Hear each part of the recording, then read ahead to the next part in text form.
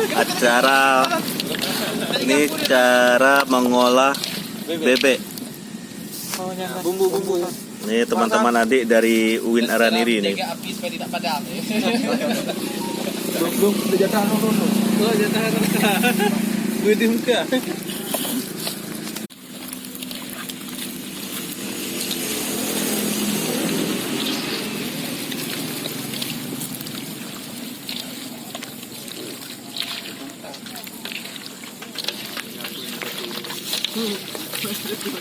Yang jaga api jangan.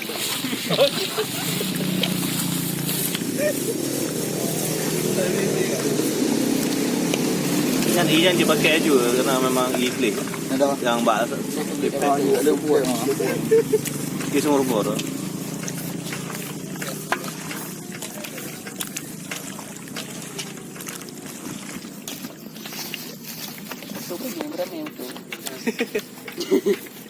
Coba you pegang.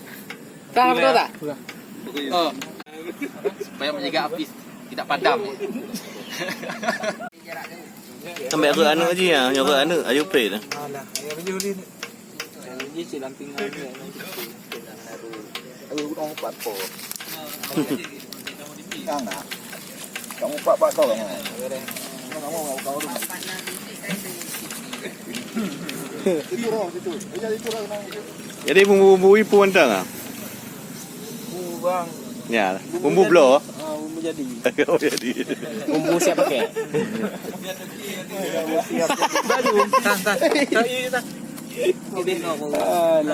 Bolamnya gayung cok gayung bebek lam sampai hana makan hana pas kan. Oh iya bentar pakai. Galau mana galau? Nah.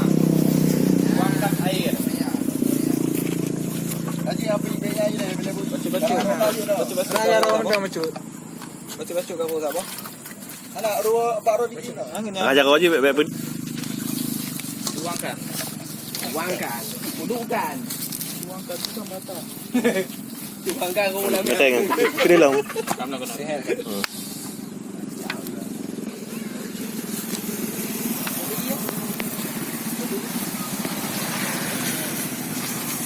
Kamu mau enak? Kamu punya.